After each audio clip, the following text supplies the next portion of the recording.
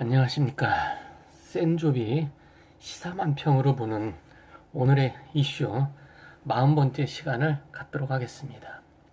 오늘은 첫 번째 패러디로서 쩐의 전쟁 50번인데 이재용 삼성전자 부회장을 문재인 대통령이라든지 청와대 측에서 자주 만나더니 감이 떨어진 게 아니냐 이런 얘기를 하는 게 무슨 얘기냐면 삼성전자나 삼성이 잘 나가니까 우리나라 경제 전체가 다 잘 나가는 줄 착각하는 게 아니냐 이 얘기가 왜 나왔냐면은 이호승 청와대 경제수석이 지금 경제 상황이 잘 옳은 방향으로 잘 나가고 있다.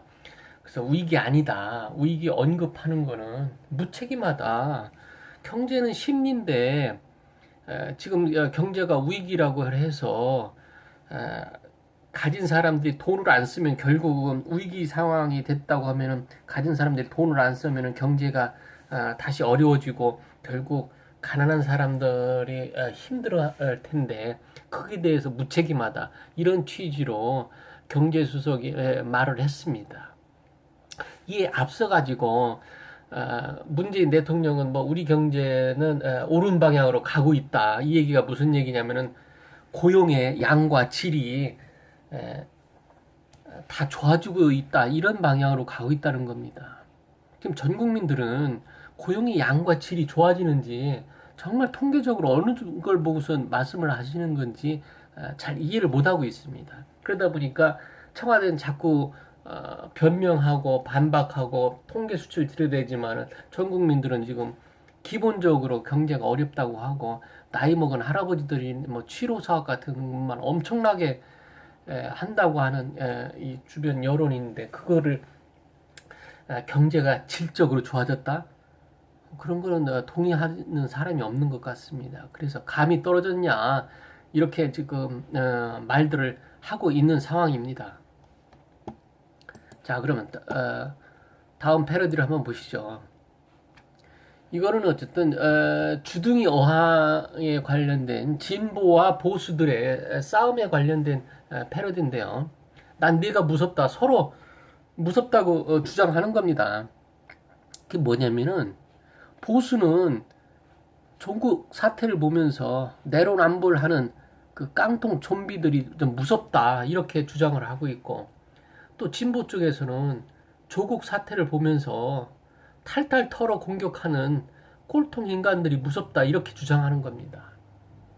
아주 아이러니컬한 이 패러디가 이 시대에 아주 한 단면을 특히 두 쪽으로 나눠진 진보와 보수의 딱 두 쪽으로 나눠진 이런 상황을 잘 묘사하는 것 같습니다. 역시 우리나라를 지금 집어삼키고 있는 조국 사태에 관련된 패러디인데요. 이게 이제 센조비 아메바라는 것은 아메바라는 건 뭐예요? 단세포적인 건데 조국 일가를 수사하면은 조국 수호 검찰 개혁해라. 검찰 개혁하라는 얘기고 조국 일가 영장이 나오면 뭡니까? 조국 수호를 하면서 법원 개혁을 하라 이렇게 나오는 거고 그 다음에 조국 일가가 구속되면은 뭡니까? 그럼 조국 수호 구치소 개혁하라 소리가 나오지 않겠느냐? 오늘도 조국 법무부 장관은 뭐 검찰 개혁이라고 발표를 하는데 도대체 뭐를 개혁하는지 나온 얘기를 지금 세 번째, 네 번째 기자회견만을 하는데 도대체 뭐가 검찰 개혁안이라고 나누는지 국민들이 듣기는 뭐 첫 번째 뭐 검찰 개혁한다 소리나 두 번째 검찰 개혁한다 세 번째 검찰 개혁이나 뭐 특수부 축소한다는 거는 뭐 온갖 군데서 나온 얘기를 또 그거를 왜 기자회견에서 발표를 하는지는 이해를 못 하겠습니다. 어쨌든 개혁을 하세요. 개혁 좋습니다. 그런데 어떤 사리사욕을 취한다든지 어떤 진영을 위한 개혁이라든지 급조하기 위한 어떤 뭐 보여주려고 아니면 시위하려고 하는 개혁은 국민들은 아마 동의를 못할 것 같습니다. 똑같이 그러면은 다른 거를 한번 보겠습니다. 성공한 위선과 선동은 처벌할 수 없다? 그 논리 아닙니까? 성공한 쿠데타는 처벌할 수 없다는 것과 지금 조국 장관 수사하지 말라는 것과 무슨 차이가 있을지 저는 모르겠습니다. 또 보수건 진보건 법꾸라지는 꼭 존재하는 것에 대해서 국민들이 이번 기회에 다 느낀 거고 8만 대장경급 조만 대장경 문화유산 수준의 그 조국 법무부 장관의 그 위선적인 행동과 언행 불일치에 대해서 전 국민이 분개하고 있는 것 아닙니까? 그거를 비판하는 것을 받아들여야지 그걸 받아들이지 않고 엉뚱한 거로 검찰 개혁으로 시선을 돌리려고 하는 이러한 무책임하고 위선적인 정권이 도대체 어디 있습니까? 그건 말이 안 됩니다. 진영 논리가 아닙니다. 진영 논리를 떠나서 하는 얘기입니다. 자, 재미로 보는 패러디 뉴스 다른 것을 한번 보겠습니다. 시야를 돌려보면은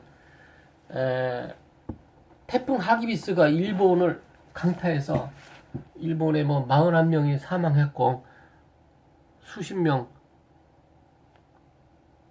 사상자를 냈습니다. 460만 명에 대해서 피난 권고까지 내렸는데 정부 아베 정부가 이제 이거는 이제 패러디니까 아베까지 다 쓸어가도 좋은데 야동 배우는 좀 살려줘야 되는 거 아니냐.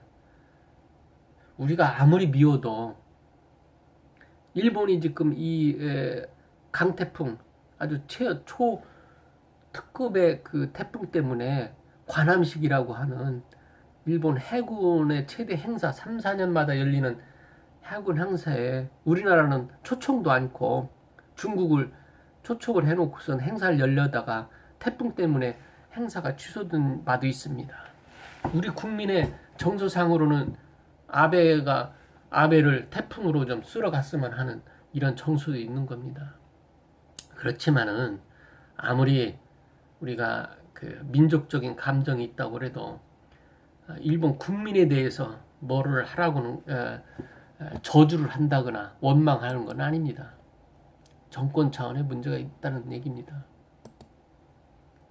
자, 금융감독원과 하나은행이 맞짱 뜨면 누가 이기냐 이런 패러디가 있습니다. 이거는 뭐냐면은 하나은행이 계속 그간의 금융감독원의 감사 때마다 각종 자료들을 은폐하고 없애고 이러한 행위를 많이 몇 번 있었습니다. 이번에 또 해외 파생 상품인 DLF 감사를 앞두고 하나은행이 자료를 일부 삭제한 것에 대해서 비판의 목소리가 많습니다. 특히 이제 금융감독원이 김정태 하나은행장이 3년임 하려고 하는 것을 금융감독에 제재한 것에 대해서 상당히 서로 금융감독과 하나은행이 갈등이 있었는데 또 그러다 보니까 최응식 원장의 이제 금융감독원장 취임할 때 그 자료가 하나은행에서 많이 나왔다. 제보 자료가 비리 제보 자료가 많이 나왔다고 해가지고 갈등이 엮인 겁니다. 근데 사실은 어떻게 보면 금융감독원하고 하나은행은 게임 급이 다릅니다. 계급이 감독기관하고 일개 금융기관하고 게임이 안 되죠. 꼼짝 말하는데 어떻게 대듭니까? 이 약자가 대드는 건 음모로 대들 수 있죠. 아까 말한 최영식 원장 낙마시키듯이 뭐 하나은행이 갖고 있는 비밀 자료라든지 언론에 제보를 해서 자기들이 원하는 사람을 금융감독원장으로 오게 만든다든지 뭐 이런 거는 장난이 칠 수 있지만 계급이 깡패입니다. 잘 염두에 두셔야 될 것 같습니다. 자, 마지막으로 하나 더 보겠습니다. 센조비 악당과 유령. 자, 이것도 여전히 우리나라를 지금 집어삼키고 있는 조국 법무부 장관에 대한 사태 이슈가 되겠습니다. 나는 법무부 장관이다. 나 검찰총장인데. 난 동기여진 가부다. 동기여진이가 뭡니까? 간단하게 따지면은 기생 일제시대 때 황진이가 일본 적장을 끌어안고 같이 떨어져 죽은, 이게 무슨 얘기냐면 동기어지는 게 약한 사람이 큰 사람을 잡고 같이 죽는 가미가제라고 할까요? 가미가제가 동기어진이죠. 그러니까 검찰총장이 뭐라고 했습니까? 네가 하수라는 것을 인정하는구나. 나는 고수고 너는 하수구나. 이렇게 하는 거야. 그러니까 법무부 장관이 그런 뜻이었어? 그럼 양패구상으로 할 거다.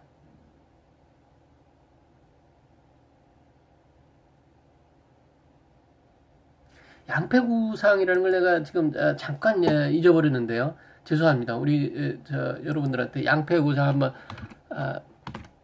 확실하게 한번 더 압시다. 양패구상. 쌍방이 양패구상이라는 건 쌍방이 다 패하고 상처를 입는 것을 양패구상이라고 하는 겁니다. 그럼 어쨌든 서로 칼제비들이 싸우면은 내가 팔이 자르면 저 사람은 다리가 잘릴 수도 있고 이렇게 양패구상 서로 다치는다 이거죠 결국은. 그래서 좋았어 하니까 이제 그 검찰총장이 그렇겠죠. 내 팔 자를 테니 너는 목을 내놔라. 뭡니까? 자, 오늘도 센조비 시사만평으로 보는 오늘의 이슈 40번째 시간을 여기서 마치도록 하겠습니다. 내일 또 뵙겠습니다.